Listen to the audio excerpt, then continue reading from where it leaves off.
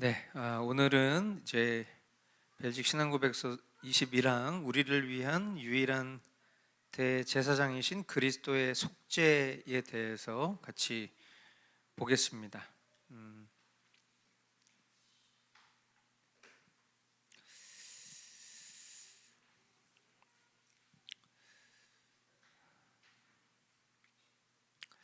우리 내용을 단락별로 좀 읽지 않고 오늘은 좀 설명을 하면서 보는 것으로 그렇게 하겠습니다.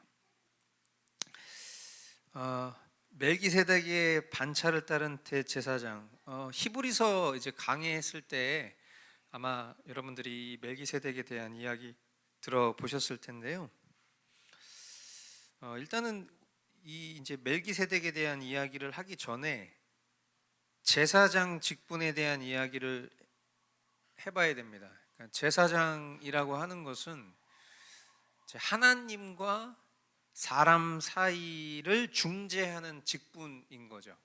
그렇죠? 그래서 제사장은 이제 하나님의 백성들로부터 제물을 받아서 하나님께 제사를 드리고 그리고 그것을 통해서 백성들의 죄를 위하고 속죄하고 사함을 얻게 하는 그런 직분자, 그게 이제 제사장입니다. 이 벨직 신앙 고백 이 첫 번째 단락에 보시면은 우리는 예수 그리스도께서 멜기세덱의 반차를 따라 영원한 대제사장이 되시기 위해 맹세로 확증 받으셨음을 믿습니다. 이렇게 말합니다. 그러니까 지금 여기서 소개하고 있는 이 예수 그리스도께서 영원한 대제사장이시다라는 것을 이제 말하고 있는 거죠. 그리고 그것에 대해서 이제 히브리서 7장 말씀이 굉장히 길게 그것에 대한 이야기를 하고 있습니다. 보시면은 우리 주님께서는 유다 지파에서 나신 것이 명백합니다. 그런데 모세는 제사장들에 관하여 말할 때에 이 지파와 관련해서는 말한 것이 아무것도 없습니다. 멜기세덱과 같은 모양으로 다른 제사장이 생겨난 것을 보면 이 사실은 더욱더 명백합니다. 그는 제사장의 혈통에 대해서 규정한 율법을 따라 제사장이 되신 것이 아니라 썩지 않는 생명의 능력을 따라 되셨습니다. 그를 두고서 말하기를 너는 멜기세덱의 계통을 따라서 영원히 제사장이다 한 증언이 있습니다. 아멘. 자, 그러니까 이 히브리서가 증거하고 있는 내용은 하나님께서 아론의 반차가 아니라 그 아론 계열이 아니라 멜기세덱의 반차를 따라서 예수 그리스도를 대제사장으로 세우셨다라는 것이죠. 그럼 멜기세덱은 이 멜기세덱이라는 이 인물에 대해서 우리가 이해하고 있는 바 레위 지파가 생겨나기 전에 있었던 사람. 뭐 이 멜기세덱을 실제 존재하는 인물로 보는 경우도 있고 그렇지 않은 경우도 있습니다. 그러니까 살렘 왕 이렇게 표현되어 있는 이 멜기세덱이 실제 왕이냐, 어떤 지역을 다스렸던 왕이냐, 아니면은 예수 그리스도를 예표했던 어떤 신화적인 존재이냐, 뭐 이것에 대해서 굉장히 분분한 의견들이 있는데 분명한 것은 왕과 제사장으로 나타난 인물로서 장차 오실 영원한 왕이요 또 대제사장이신 그 예수 그리스도를 예표하는 사람으로 등장을 합니다. 그래서 예수 그리스도께서 십자가 위에서 자신을 희생 제물로 드리게 된 것은 하나님께서 이 멜기세덱의 반차를 따라 그를 영원한 대제사장으로 세우셨기 때문이다.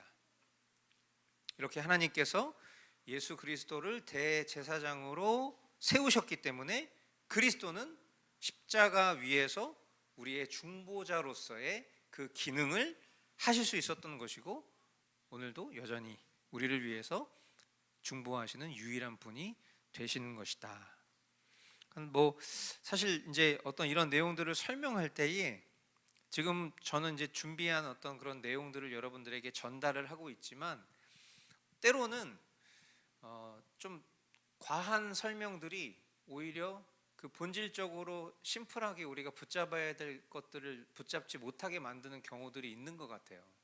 그래서 사실 이제 멜기세덱 이런 거 등장하지 않아도 엄밀히 얘기하면 예수님이 우리의 대제사장이 되신다라는 것을 우리가 뭐 의심하거나 그것에 대해서 의구심을 갖거나 그럴 이유는 없겠죠. 그런데 사실 이런 내용들이 왜 중요하냐면 하나님께서 예비하신 그 유일한 중보자라는 개념을 이해하고 설명하기 위함 때문인 거예요. 조금 이따가도 이야기를 하겠지만 사실 이 중보자라는 개념이 우리가 저는 사탄이 굉장히 우리의 어떤 사고 체계라든지 그리고 생활 방식이라든지 이런 것들을 되게 많이 흐트러 놨다고 생각해요.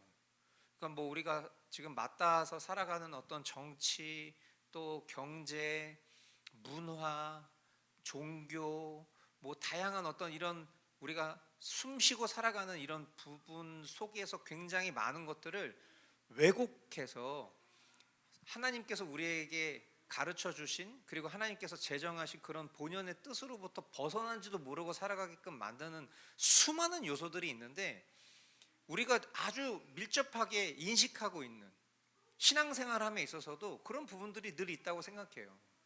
그러니까 제가 목사지만 어떤 분들은 목회자의 권위를 굉장히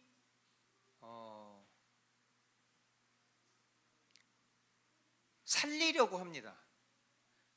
무슨 얘기인지 아시겠어요? 그러니까 목사님, 주님의 종 이렇게 하고 싶어 한다는 거예요, 실제로. 근데 그게 왜 그럴까를 생각해 보면 하나님으로 만족하고 싶지 않은 거예요. 그러니까 어떤 대리자, 우리는 그런 대리자에 대한 이 존재적인 어떤 그런 열망이 있어. 그래서 뭔가 목사님하고 뭔가를 이렇게 해결을 하면 하나님하고 해결하는 것처럼 생각하는 그런 문화도 기독교 신앙 안에 굉장히 많죠. 물론 저는 제가 여러분들의 어떤 신앙생활과 삶에 있어서 도움이 될 수 있는 어떤 상담이라든지 신방이라든지 이런 것들이 필요하다면 저는 기꺼이 그 일을 하고 싶은 사람이죠. 해야만 하는 사람이고. 그러나 저와의 어떤 해결이 하나님과의 해결을 전제하는 건 당연히 아니잖아요. 그런데 제가 이렇게 만나서 얘기를 하다 보면은 그런 걸 너무 원하는 거죠. 우리 교우들을 말하는 건 아니에요. 제가 그냥 이렇게 평상시에 맞닿아서 또 때로는 어떤 상황 속에서 만나는 분들이랑 대화를 나누다 보면은 이제 목사님한테 기도받고 싶어요. 목사님한테 상담받고 싶어요. 목사님 신방 정기적으로 와주세요. 이런 얘기를 하시는 분들이 좀 하나님과의 그런 직접적인 관계성보다는 어떤 대리자를 자꾸 원하는 거예요. 결국 중보자를 원하는 거죠. 하나님과 우리 사이에 뭔가 효력 있는 사람을 생각하는 거예요. 그러니까 우리가 중보기도라는 표현을 쓰지 맙시다. 그렇게 이야기를 해도 그게 관용적이 되어버렸기 때문에 중보기도라는 표현을 쓰지 않으면 이해가 안 되는 상황이 와버렸잖아요. 그러니까 내가 널 위해서 기도할게 이렇게 얘기하면 될 것을 중보할게. 근데 그 의미가 무슨 말인지 알고 쓰냐는 거예요, 도대체. 그러니까 좋은 게 좋은 거지. 그렇게 꼭 굳이 하나하나 꼬치꼬치 따지지 않아도 그냥 그거 그렇게 이해하면 됐지. 뭘 그걸 그렇게 피곤하게 따져듭니까? 오히려 그 본질적인 의미를 우리가 되새기고 그것을 살리려고 이야기를 하면 핀잔을 듣는 입장인 거예요. 이 개혁신앙이라는 게. 그렇죠? 중보를 하는 게 도대체 뭐냐는 거야. 하나님과 우리 사이에 연결하는 거잖아요. 연결. 다리인 거잖아요. 근데 하나님과 우리 사이에 하나님이 제정하신 중보자는 이 예수 그리스도밖에 없는 거예요. 근데 우리가 뭔데 중보를 합니까? 그냥 널 위해서 기도할게 이러면 되는 건데 내가 널 위해서 중보할게. 그게 잘못된 단어라는 것을 설명을 해줘도 그 설명 자체가 오히려 핀잔을 듣는 문화, 이런 게 우리 기독교 신앙 안에 되게 많은 거예요. 그러니까 우리가 그 문화를 거스를 수 없으니까 중보적 기도 그런 표현 써도 그것도 피곤해 이제. 그러니까 그래 모르겠다, 그냥 중보기도라고 하자. 막 이제 이렇게 되는 상황이 지금 우리 이 교계의 실정인 거예요. 이런 갱신 운동들이 굉장히 많이 있었습니다. 여러분들 잘 모르시겠지만 이런 언어들 좀 바꾸자. 이런 언어들은 비성경적이다. 잘못됐다. 근데도 이미 그게 자리를 잡은 거예요. 그러니까 저는 사탄이 굉장히 이런 것들에 대해서 되게 치밀했다.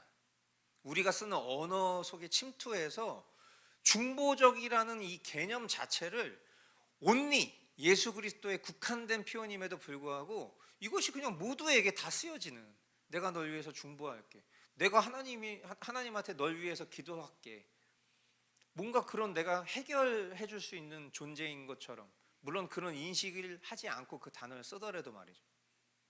그러니까 그런 것 때문에 지금 이런 얘기를 강조할 수밖에 없는 거예요. 하나님과 우리 사이에 유일한 중보자를 두신 것은 예수 그리스도 한 분이 없다. 그리고 이 개념을 하나님은 이미 그 전부터 이 멜기세덱이라는 인물을 통해서 예비하시고자 함이 분명하다. 그 설명입니다. 그래서 이제 자연스럽게 연결이 되는 것은, 그럼 그 중보자로서 할 수 있는 위대한 가치가 무엇이냐라고 했을 때 그게 이제 속죄로 연결이 되는 거예요. 속죄. 그러니까 예를 들어서 내가 널 위해서 중보할게 이렇게 얘기했으면 그 사람이 중보자로서의 기능과 역할을 하려면 속죄도 할 수 있어야 중보자가 되는 거예요. 속죄도 할 수 없는 존재가 어떻게 중보를 하냔 말이지. 속죄 제물에 대해서 보겠습니다. 자, 이 벨기에 신앙 고백은 예수님께서 십자가 위에서 자신을 단번에 드림으로, 이거 되게 중요한 표현입니다. 단번에 드림으로 속죄를 이루셨다. 그래서 그 단번에 드리신 속죄를 통해서 하나님의 진노를 가라앉히고 동시에 우리의 죄를 씻기 위해서 보배로운 피를 흘리심으로써 우리를 대신해서 하나님 앞에 자기를 드리셨다. 그렇게 고백을 하고 있습니다. 우리가 이 속죄라는 개념을 잘 알고 있습니다.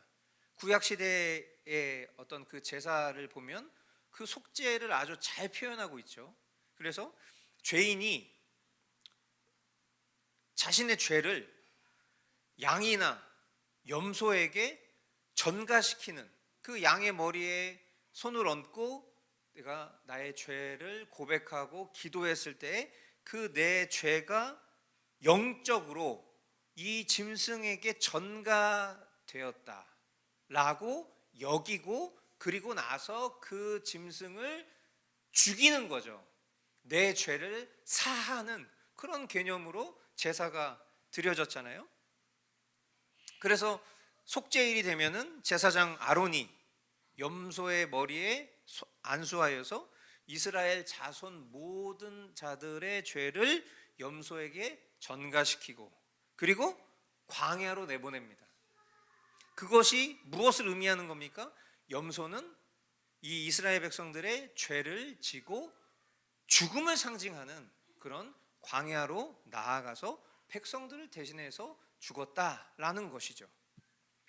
그러니까 결국 이 속죄를 통해서 우리가 인식할 수 있는 몇 가지의 개념들이 있는데, 첫 번째는 일단은 죄의 전가입니다. 그리고 전가된 죄는 반드시 제거되어야 한다. 즉 죄는 제거되어야 한다는 것이죠. 그렇기 때문에 염소가 광야로 추방당한 것은 죄의 제거를 상징하는 것이죠. 마찬가지로 개인의 제사도 동일합니다. 이스라엘 백성들 중에 누구든지 죄를 범하게 되면은 그러면 흠없는 숫송아지를 속죄 제물로 드려야 했죠. 그리고 그렇게 제물을 드릴 때 아까 이야기했던 것처럼 죄인은 그 숫송아지 머리에 안수를 하고 그리고 나서 그 제물을 잡아서 속죄 제사를 드렸습니다. 그렇기 때문에 마찬가지로 죄인들은 당연히 죽어야 되는 거예요. 죄를 지었으면 그 죄의 삭은 사망이기 때문에 사망으로 종결이 돼야 되는 것이죠. 그런데 우리가 죽지 않게 된 것은 어떤 이유 때문이죠? 죄를 지은 사람이 자기의 죄를 짐승에게 전가시켰기 때문에 죽음에서 모면될 수 있었던 거죠.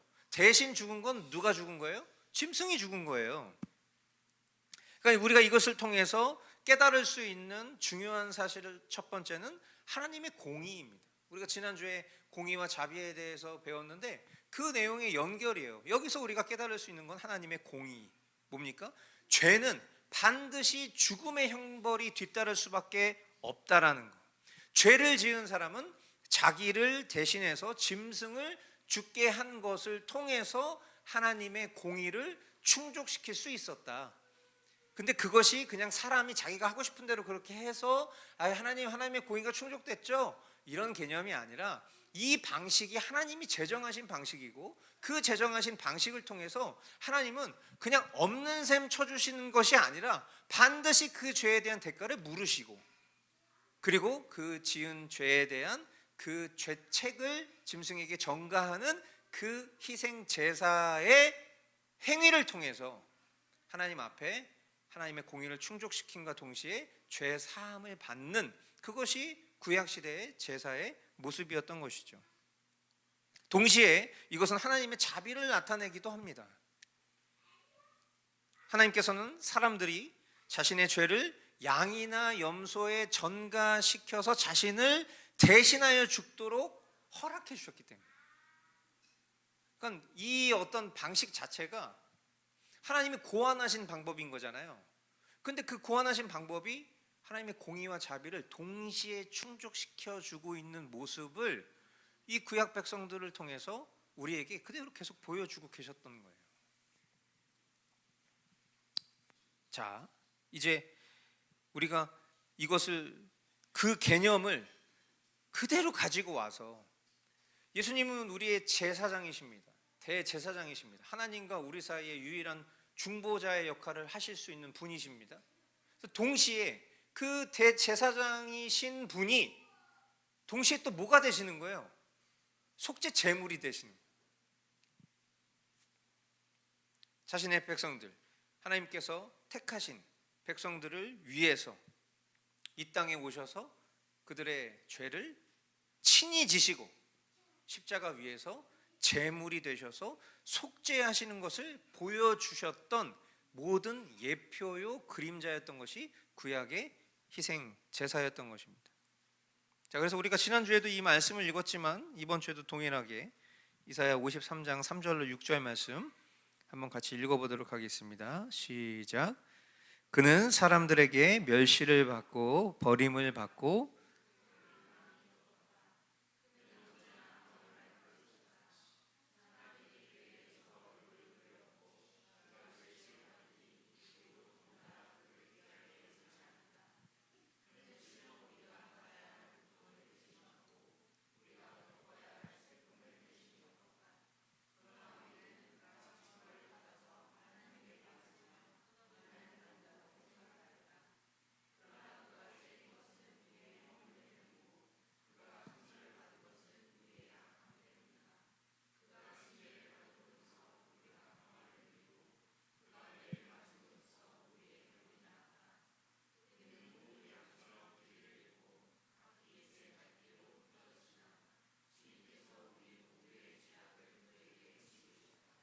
아멘. 감사하시기 바랍니다. 예, 하나님께서 이 조치하시고 고안하신 이 희생의 방식으로 인해서 우리가 마땅히 치러야 될 그 사망의 대가를 치르지 않고 하나님의 공의를 충족함과 동시에 자비를 입게 되었다는 것에 대해서 감사하시기 바라요. 그러니까 우리가 이제 어떤 사순절과 또 지금 이 부활주의를 지나가면서 아까 예배 시간에도 말씀을 드렸지만 그것이 어떤 특정 기간에 우리가 어떤 캠페인처럼 벌이는 일들이 되지 않았으면 하는 것이 더 중요한 가치라고 저는 생각해요. 그래서 저도 때로는 그런 고민을 합니다.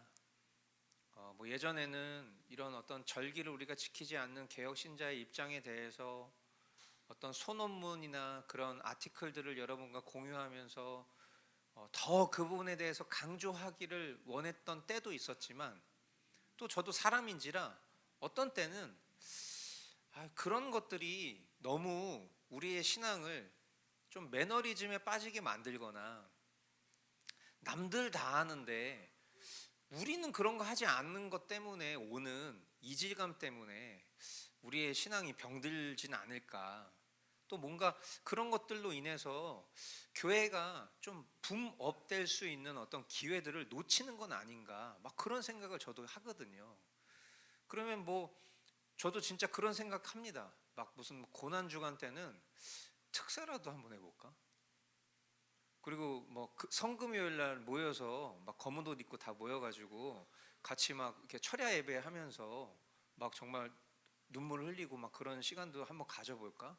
같이 막 단체로 패션 오브 크라이스트 막 보고, 그러면 이제 부활절이 되면은 막 더 기쁘지 않을까? 뭔가 막 진짜 막 예수님이 부활하셨네 막 그래서 우와 뭔가 막 한복 입고 막 모여가지고 막 아니 진짜 그런 생각 저도 해요. 왜냐하면 저도 그렇게 신앙생활 했고 그렇게 사역했었으니까. 그런데 이제 그리고 나서 뒤늦게 밀려오는 뭐 그런 속된 말로 현타 오는 거 있잖아요. 그러니까 그게 이제 우리의 신앙 속에 계속 이제 어떤 특정 절기 때마다 찾아오는 우리의 어떤 그런 반복적인 생활인데, 과연 이제 정말 성숙된 신앙이라는 건 무엇일까를 생각해 보면 우리가 단순히 일요일을 기독교인이니까 주일로 부르는 개념이 아니라는 것은 이미 여러 차례 배웠잖아요.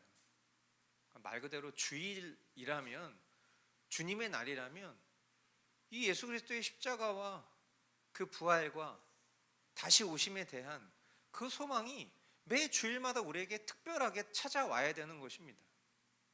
그리고 더 나아가 그 주일 정신은 우리가 살아가는 일상 속에서도 당연히 있어야 되는 것들이죠. 그러니까 뭐 좀 이렇게 표현하면 좀 뭐 너무 저급할지 모르겠지만, 우리가 뭐 곁에 소중한 사람들이 있을 때 어떤 특별한 날에만 그 사람한테 잘하고, 자 이제 자정 지났으니까 다시 막 이렇게 함부로 대하는 뭔가 그런 것들이 건강하지 않다라는 건 우리는 다 알고 있잖아요. 있을 때 잘하고 평상시 잘하는 게 그게 중요한 거겠죠. 그러니까 신앙생활도 결국 마찬가지인 것 같아요. 어떤 특별한 기념일, 그리고 그 기념일은 성경에서 이야기하고 있는 기념일이 아니라 사람이 문화적으로 전통적으로 세워놓은 날이기 때문에 그 날에 굉장한 의미를 부여하는 것은 오히려 비성경적일 수 있다. 그래서 우리 개혁 신앙인들이 더 추구해야 될 가치는, 우리가 그렇다고 해서 이제 이런 것들을 막 배제하자, 그게 아니기 때문에 2년 전부터는 이런 날을 지정하고 또 약간의 어떤 의미를 담고 있는 행사들을 곁들이긴 하지만, 이런 날들과 이런 시간들을 통해서 우리가 더 본연의 우리가 붙잡아야 될 가치들이 무엇인지를 더 깊이 되새기는 그런 시간들로 여러분들이 잘 삼으시면 좋겠다. 다시 한번 그런 의미에서 말씀을 드립니다. 자, 이제 이 중보적 개념과 속죄 개념을 훼손하는 그런 기독교 역사의 어떤 가치들은 어떤 것들이 있었는지 대표적으로 한 가지를 좀 볼 텐데요. 로마 카톨릭에 대한 이야기를 해보겠습니다.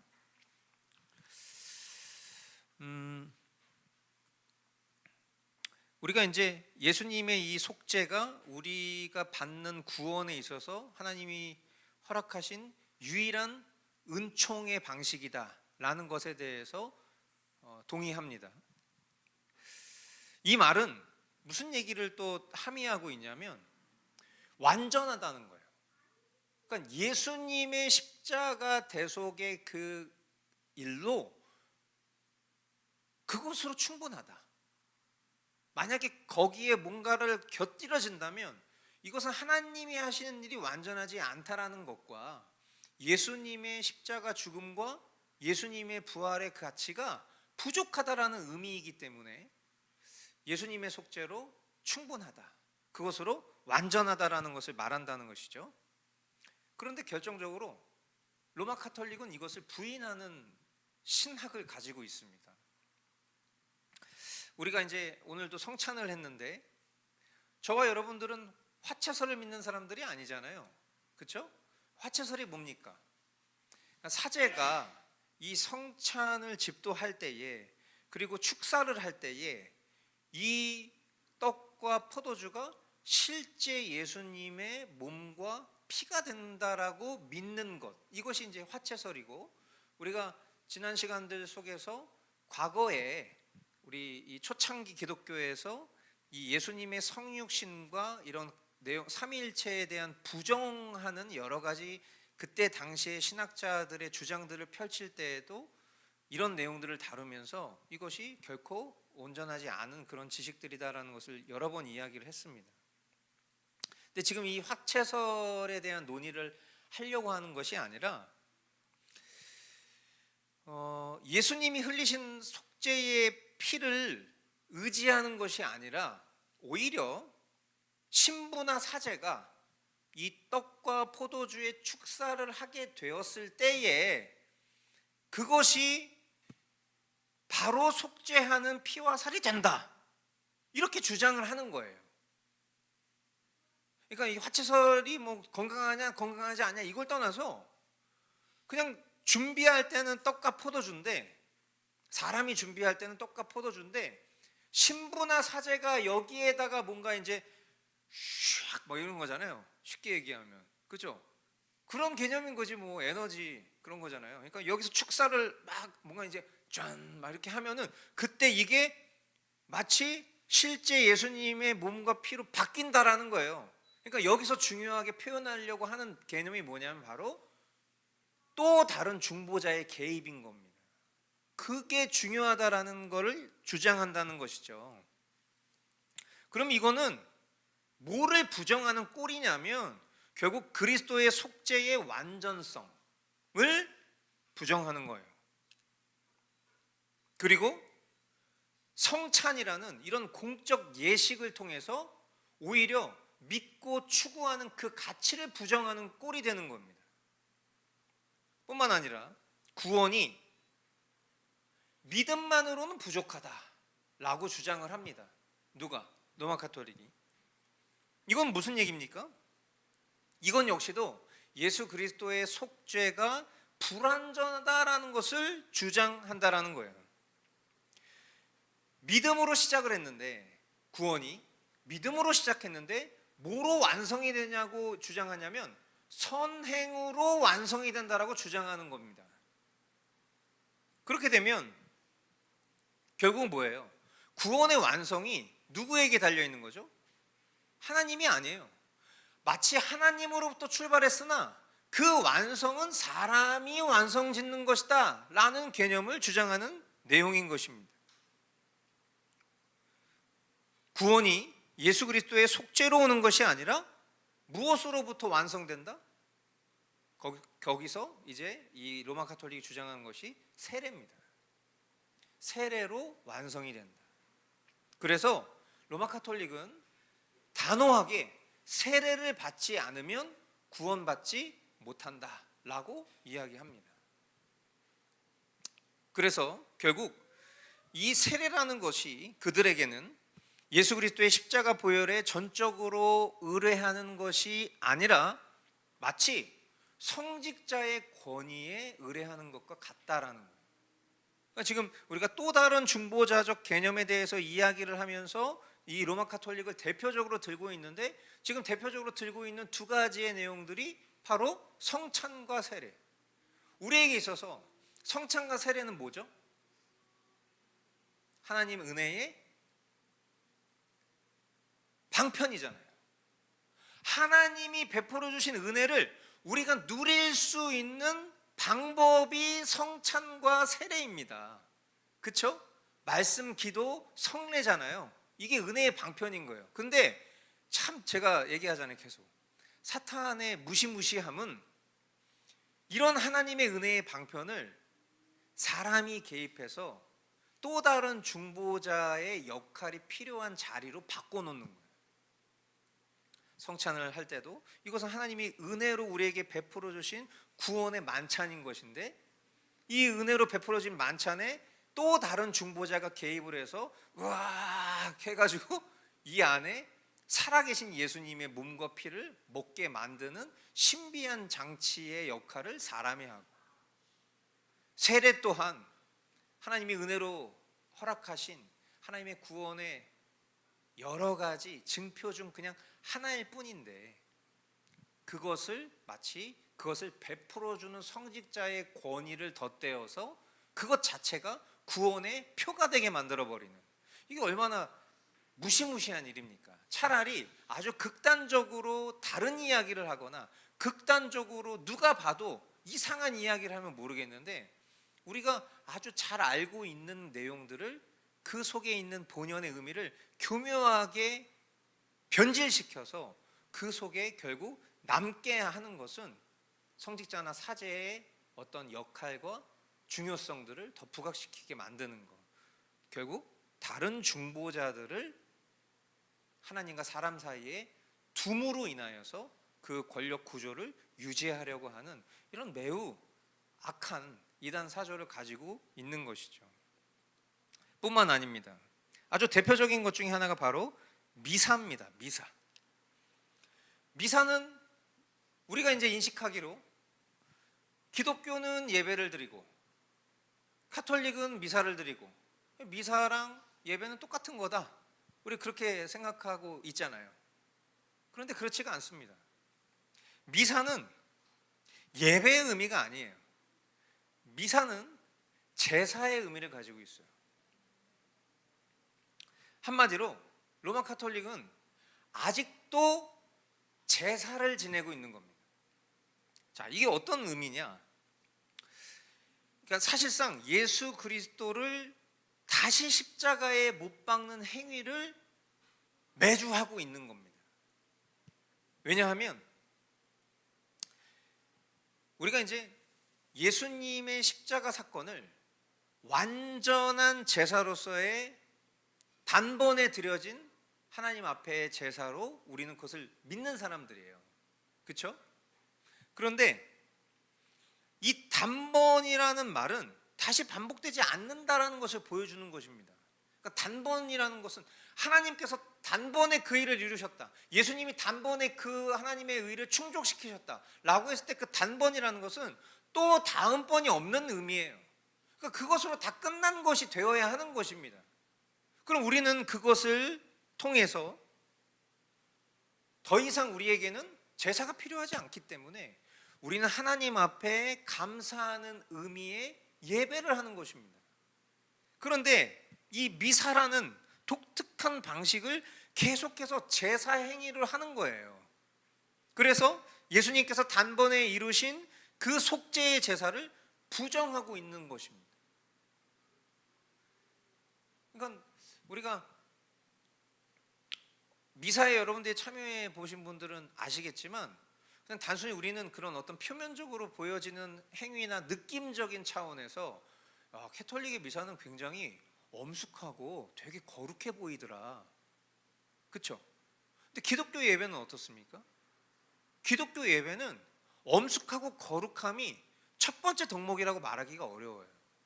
물론 우리 내면에 하나님을 향한 경외함이 있기 때문에 그 경외함을 토대로 우리가 하나님 앞에 나아가지만 우리가 뭐라고 고백하죠? 이 시간은 이미 하나님께서 이루신 일들에 대한 감사의 의미로 나아가는 거예요. 그래서 우리가 처음에 참회 기도를 하죠. 십계명 앞에서 우리의 비참함을 깨닫습니다. 하나님이 우리에게 얼마나 큰 은혜를 베풀어 주시는지를 우리가 예수 그리스도를 통해서 확증하고 있어요. 그리고 나서 이어지는 반응이 무엇입니까? 참회 기도 이후에 이어지는 반응, 그것은 우리가 하나님 앞에 날 구원하신 하나님의 은혜에 대한 찬양으로 화답하는 것으로 연결됩니다. 그리고 우리가 하나님 앞에 찬양으로 고백한 이후에 우리가 무엇을 믿는지에 대한 공동체적 고백으로 사도신경을 하죠. 그리고 사도신경을 한 후에 우리가 하나님 앞에 우리의 바람을 담은 기도를 합니다. 그리고 나서 하나님께로부터 오는 말씀을 듣습니다. 그 말씀은 하나님이 택하신 백성들을 향한 복음의 메시지를 듣는 것이죠.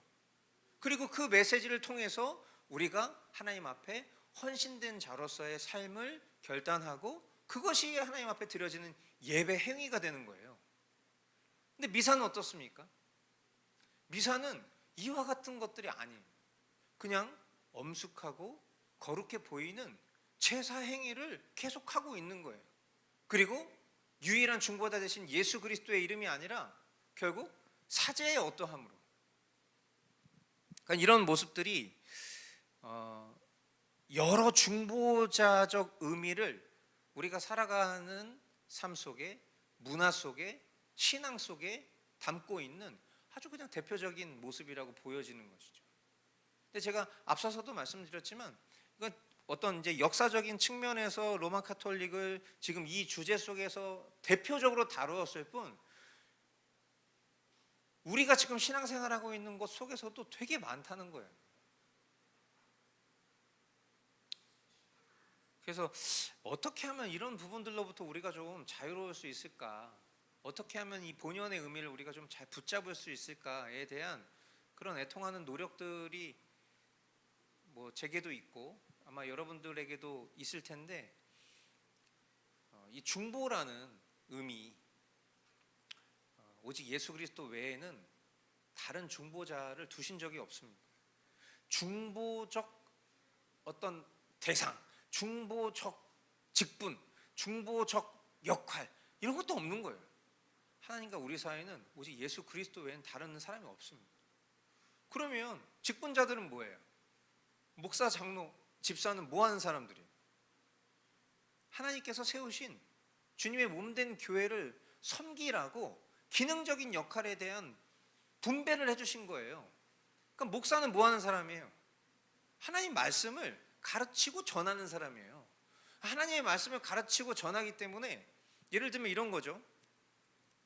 제가 이제 개혁교회의 어떤 그런 전통들을 하나하나 보수하고 또 유지하고 또 저도 따라가고 싶기 때문에 여러분들이 인식하시지 못했을 수도 있는데, 저는 이제 57분 정도가 되면은 회중석으로 와서 앉습니다. 그 이유는 뭐죠? 제가 회중석에 있는 이유는, 보통 목사님들이 강단 위에 어떤 특별한 의자에 앉아 있는 경우들도 있고, 그리고 목사님이, 저도 예전에 그랬지만 막 이렇게 스페셜한 도어를 열고 막 들어오고, 뭔가 이제 그런 것들이 그 사제로서의 어떤 그런 잘못된 전통에 대한 그런 답습물들인 거예요. 그러니까 결국 그렇게 되면 사람들의 인식에, 목사님은 특별한 사람, 목사님은 하나님 밑에 있는 사람, 우리보다는 높은 사람. 그러니까 여러분들은 그렇게 생각 안 하실지 모르겠는데 대부분의 많은 교회에서 신앙생활 하시는 분들은 목사님 다 그렇게 생각해요. 그러니까 제가 얼마 전에도 이렇게 친한 어떤 분 만났는데, 그분이 이제 저를 대하시는 어떤 그런 태도를 보면은 진짜 거의 하나님 밑에, 바로 밑으로 대해요.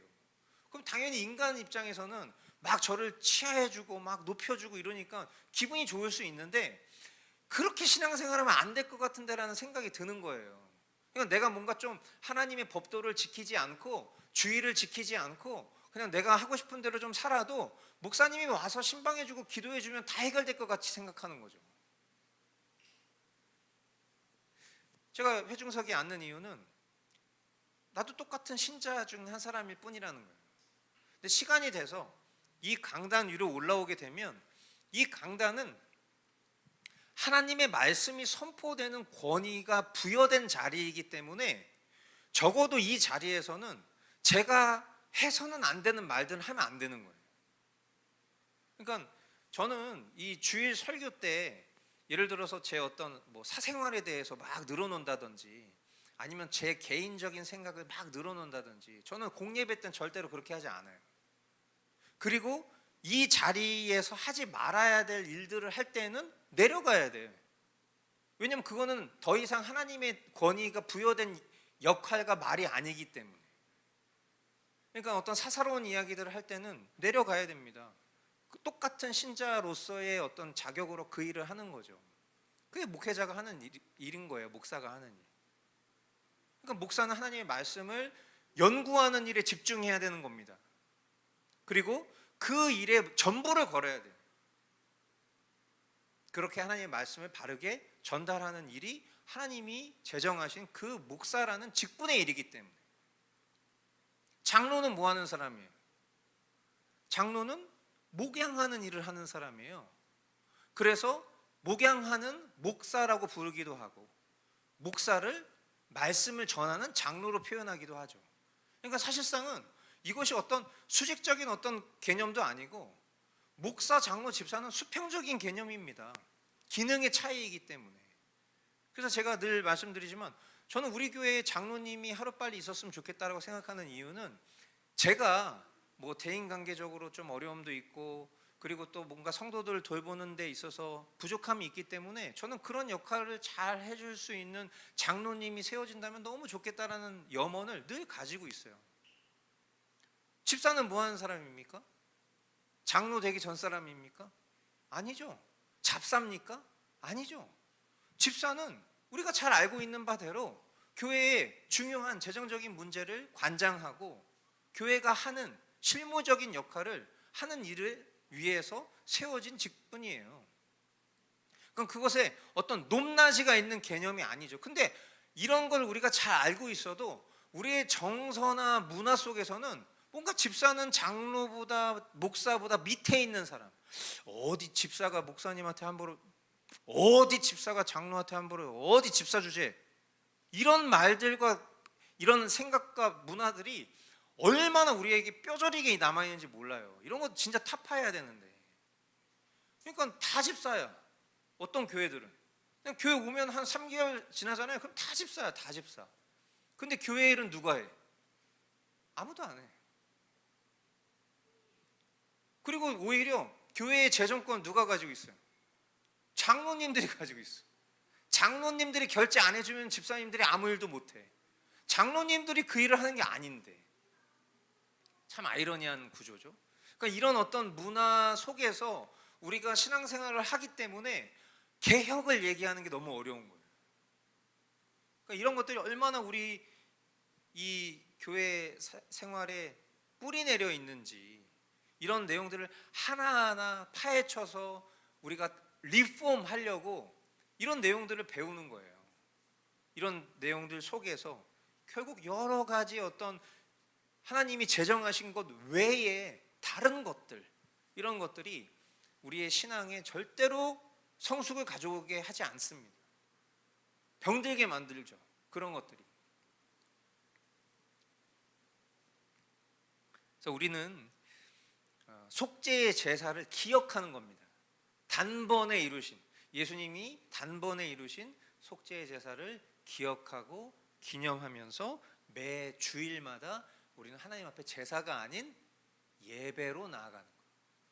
그래서 우리가 이 제사라는 의미를 또 어떤 기독교 문화적으로 또 찬양에서도 굉장히 많이 썼기 때문에, 그러니까 예배랑 제사를 같은 단어로 우리는 되게 인식을 많이 하고 있죠. 그래서 뭐 삶의 예배 이렇게 표현하기도 하고, 거룩한 삶의 제사 이렇게 표현하기도 하고, 그렇죠? 그런 단어들을 우리가 하나 둘씩 계속 수정해 나아가야 돼요. 우리에겐 더 이상 제사는 필요 없습니다. 그 제사는 이미 다 단번에 끝났습니다. 피니시드 됐어요. 우리가 하는 일은 제사가 아니라 우리는 그 단번의 제사를 기억하면서 우리 하나님 앞에 감사의 예배로 나아가는 것, 그것이 우리의 신앙생활입니다. 속죄의 위로, 이 위로라는 것은 뭐 이미 여러분들이 예상하시겠지만 과언이 필요 없습니다. 그냥 이 속죄 자체가 우리에게 위로를 주는 것이죠. 그리스도의 희생 제사를 통해서 우리의 죄책과 죄로부터의 오염과 그리고 그 결과인 죽음, 그리고 공중 권세 잡은 그 사탄으로부터 우리가 해방되고, 다른 한편으로는 우리의 심령 가운데 하나님이 비추시는 그 빛을 비추며 생명과 구원을 제공받은 것입니다. 그것을 우리가 지식적으로 안다면 그 알게 된 지식이 우리의 믿음의 근거가 되고, 그리고 그로 인해서 우리는 참된 위로를 여기에서 얻게 되는 것입니다. 그래서 사실 이렇게 표현하면 좀 그런데, 예수님께서 나 대신 받으신 저주가 우리의 복이 된 것입니다. 예수님이 나 대신 죽으신 그 속죄, 그 십자가가 결국 저주받은 십자가잖아요. 근데 그 저주받은 십자가 때문에 저와 여러분들이 복을 받게 된 것입니다. 우리가 본질상 진노의 자녀로부터 하나님과 화해한 하나님의 자녀된 신분으로 변화된 그 모든 일들의 핵심이 속죄이기 때문에, 그래서 우리가 그 십자가를 바라볼 때에 우리는 하나님께서 나를 얼마나 많이 사랑하시는지, 그리고 하나님이 나를 절대로 포기하지 않으신다라는 그 약속을 떠올리면서 위로를 받게 되는 것이죠. 그래서 사나 죽으나 우리가 주님의 것이다 라는 그 고백, 그것이 바로 이 속죄의 위로로부터 나오는 그런 우리의 고백이 되어야 하는 것입니다. 끝으로 이제 제한 속죄에 대해서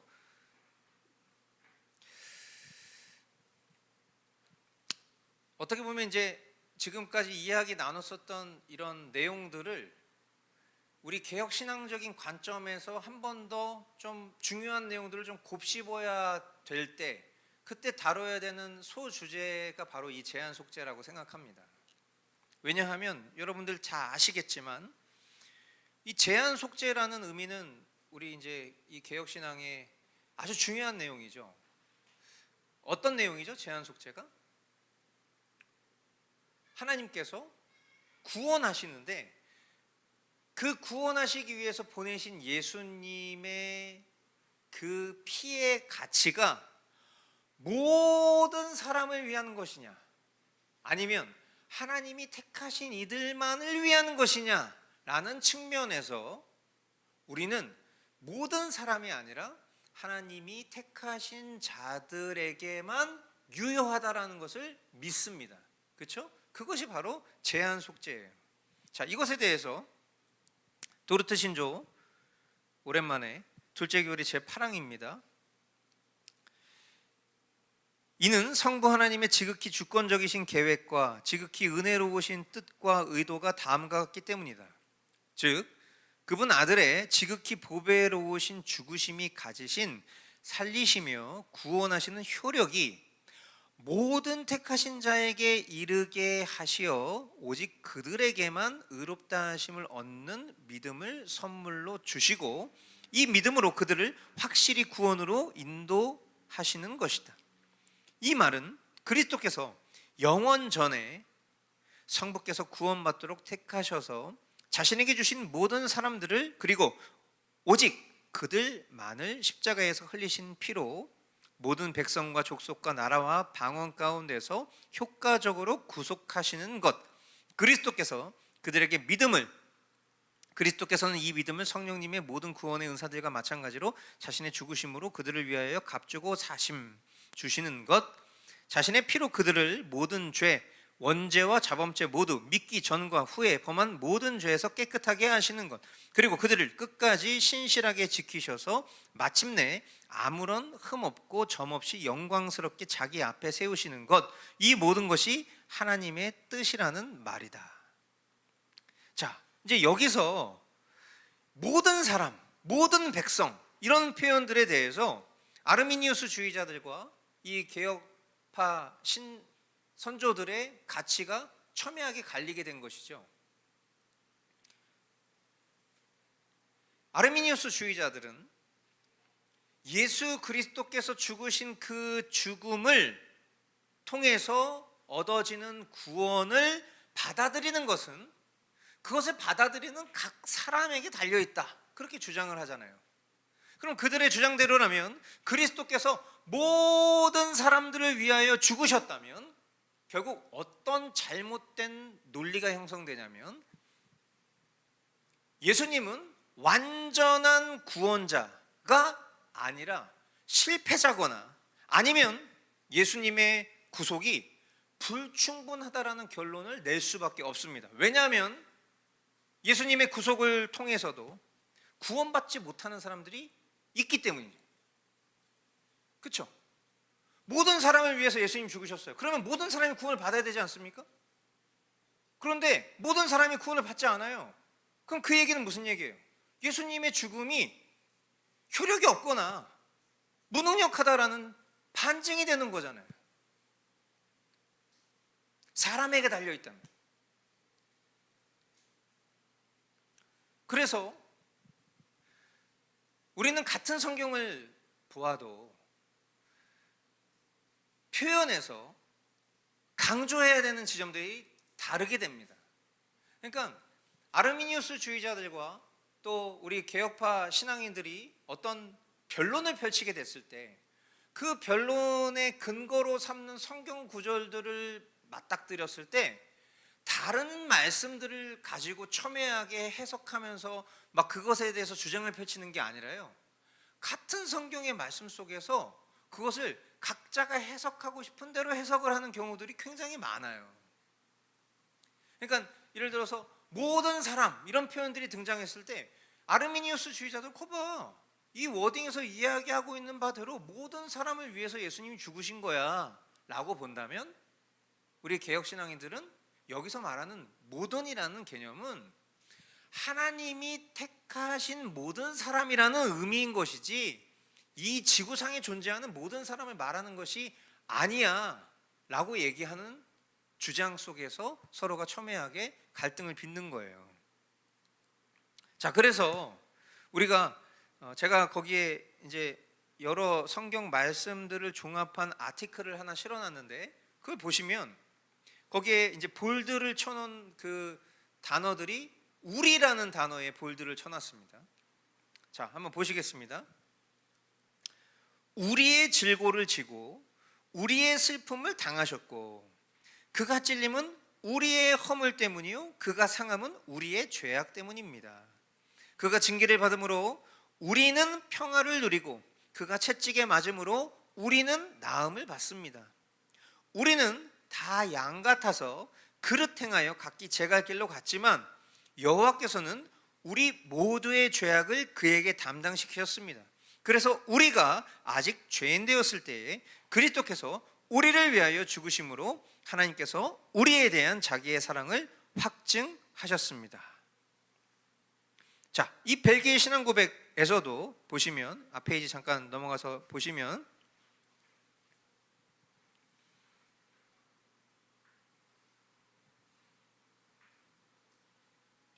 자, 그리스도께서는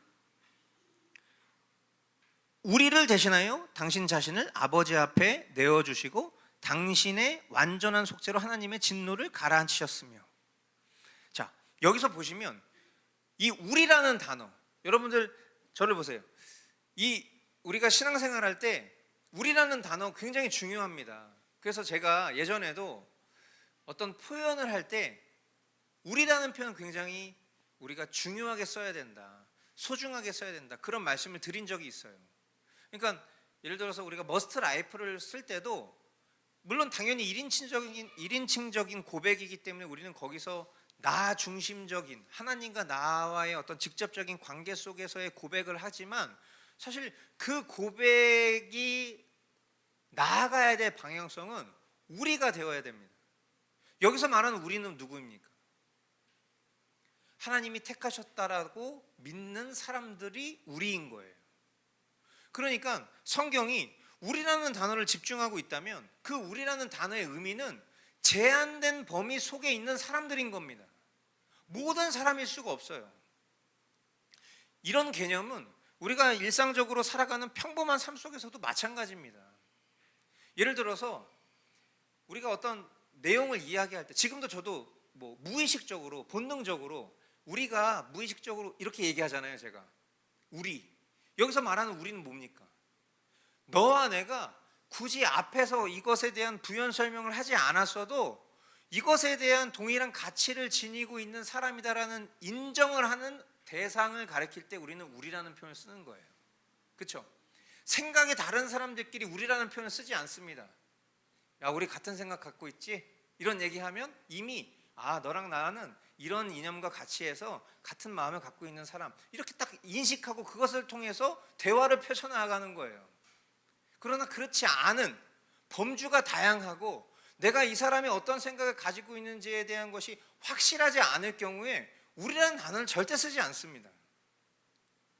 성경이 얘기하는 우리라는 것은 적어도 함축적으로 또 묵시적으로 암묵적으로 하나님이 우리의 유일한 중보자 되신 예수 그리스도를 보내주셨다. 그리고 그 예수 그리스도를 통해서 나는 속죄의 은혜를 입었다. 그리고 그 속죄의 은혜를 입은 나는 무조건적인 선택을 받았고, 그리고 그 하나님의 그 무조건적인 은혜에 의해서 하나님의 거룩한 자녀된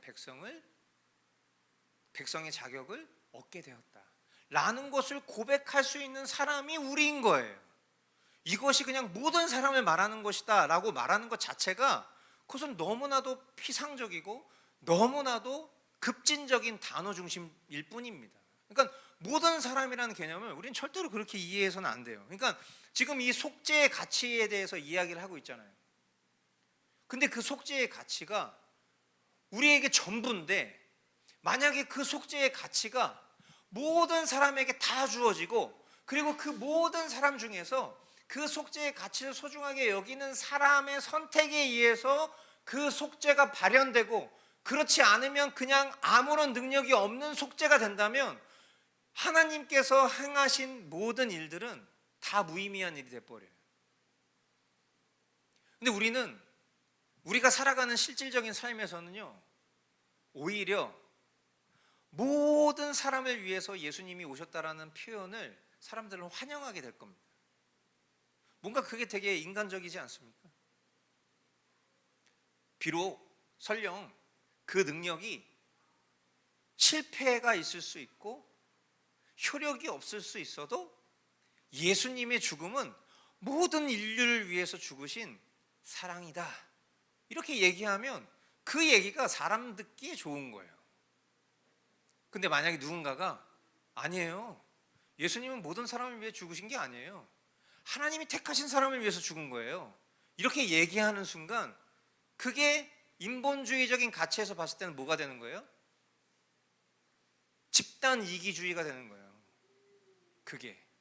그치? 어떻게 생각해? 어떻게 생각해? 어? 자신이 없으면 나오지 말란 말이야. 알았어? 네. 알았죠? 알았어요. 네, 오케이.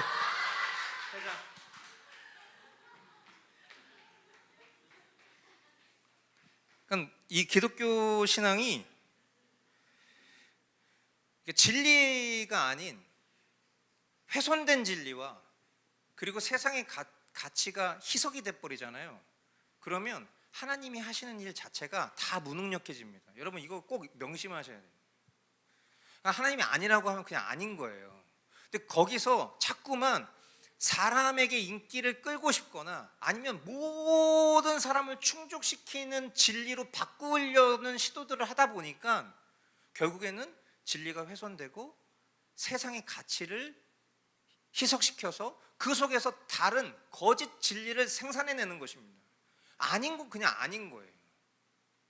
그러니까 자꾸만 그런 시도들을 하는 노력들에 있어서 그것도 성경적 가치라고 여기는, 그것도 하나님의 어떤 한편의 것으로 여기는, 그렇게 유혹하는, 미혹하는 그런 내용들을 우리가 굉장히 잘 분별할 수 있어야 돼요. 하나님 모든 사람을 구원하실 수 있어요. 하나님의 능력은 그런 면에서는 제한적이지 않습니다. 그러나 하나님이 굳이 제한을 두신 이유는 하나님이 구원하시기로 결정한 사람들이 제한적이기 때문입니다. 그리고 예수님의 보혈의 가치는 모든 사람을 구원할 수 있는, 구원하고도 남을 만한 능력이시지만, 그러나 모든 사람을 위해서 흘리신 피가 아니라 성부 하나님께서 택하신 자들을 위해서 효력 있는 구속의 피를 흘리셨다.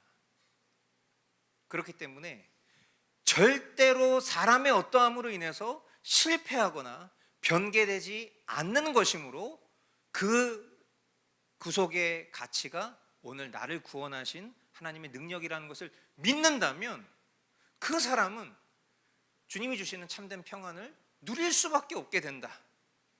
이것이 우리가 믿고 신앙하는 이 속죄의 가치라는 것, 다시 한번 여러분들이 오늘 이 시간을 통해서 좀 정립하실 수 있게 되기를 바랍니다. 중보자 역시도 마찬가지. 하나님과 우리 사이에 또 다른 중보자가 없다. 오직 예수 그리스도 한 분뿐이시다라는 것 기억하실 수 있게 되길 바랍니다.